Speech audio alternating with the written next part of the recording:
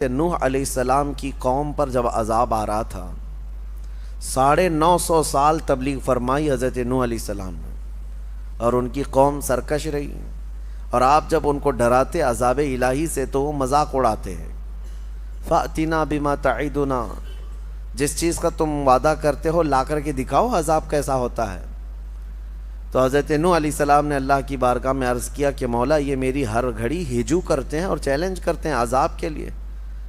تو اللہ تعالیٰ نے فرمایا نوح تم اپنی کشتی بناؤ سوکھے میں، جبکہ کوئی آس پاس میں کوئی ندی دریا نہیں ہے، لیکن کشتی بنانے کا حکم ہوا۔ آپ نے ایک بہت بڑے سائز کی کشتی بنائی جس میں صرف ایمان والے سوار تھے، اور ہر جانور جتنے بھی اس وقت موجود تھے ان جانوروں کا ایک ایک جوڑا اس میں لے لیا گیا تھا۔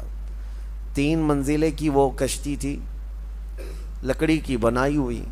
اس وقت بھی ان کی قوم مذاق اڑا رہی تھی نوح علیہ السلام کے متعلق کہ ان کا دماغ نکل گیا ہے، ذہن توازن کھو گیا ہے، یہ سوکھے میدان میں اتنی بڑی کشتی بنا رہے ہیں، آخر اس کو اٹھا کر لے جائے گا کون سمندر تک اگر ان کو جانا بھی ہے سفر پہ تو۔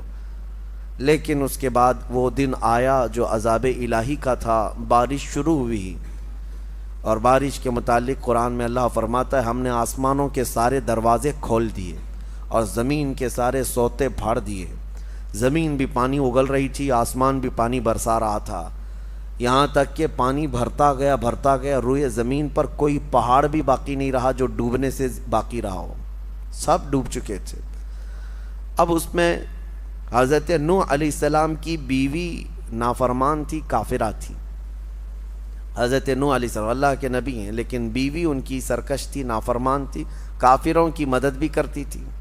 اسی طرح لوط علیہ السلام کی بیوی بھی سخت بدکار تھی، گنہگار تھی اور کافرہ تھی۔ 2 نبیوں کا ذکر اس سے قبل بھی آیا، اور آگے بھی آپ دیکھیں گے کہ اللہ تعالیٰ نے ان دونوں عورتوں کی مثال بھی بیان فرمائی ہے 29ویں پارے میں۔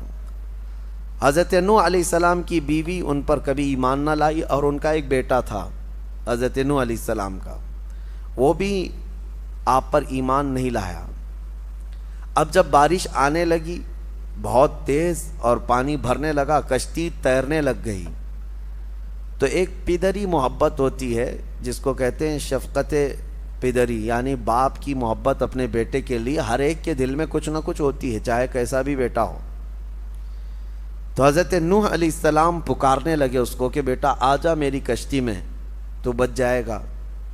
تو وہ ڈھیٹ بن کر کے اکڑتا رہا اور کہا میں اونچے پہاڑ پر چڑھ جاؤں گا، مجھے تمہاری کشتی کی ضرورت نہیں۔